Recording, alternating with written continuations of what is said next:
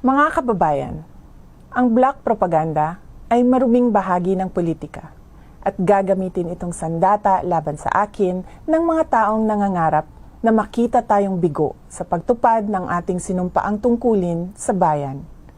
Nagiging mas matindi, mapangahas at desperado na ang mga paninira sa akin ngayon.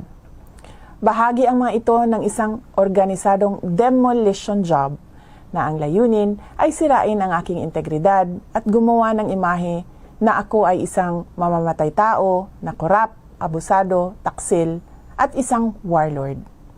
Makikita natin ito sa pag-atake sa confidential funds, pagpapalaganap ng video sa Commonwealth traffic, paggawa ng issue sa pagtatag ng security para sa opisina ng Vice Presidente, paglabas ng testigo na umano'y ako ay kaparte ng Davao Death Squad, sa malisyosong ulat tungkol sa aking mga baril at ang pambabastos sa relasyon namin ng aking asawa. Kamakailan lamang ay nagsusulputan din ang mga online scam sa pera sa social media, katulad ng scholarship o pabaon program para sa mga mag-aaral. Sinisiraan ako para pagdudahan, pahiyain, at panghinaan ng loob. Nais nilang isuko ko ang aking sinumpaang tungkulin na magsilbi sa bayan.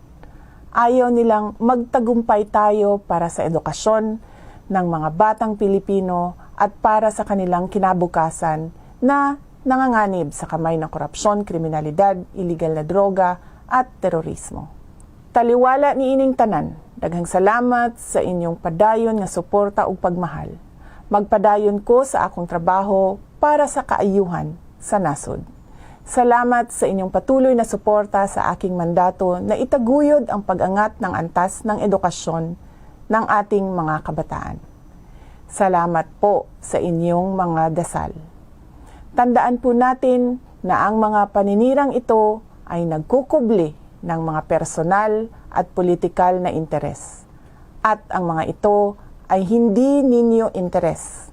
Hindi interes ng bayan, hindi ito interes ng Pilipinas.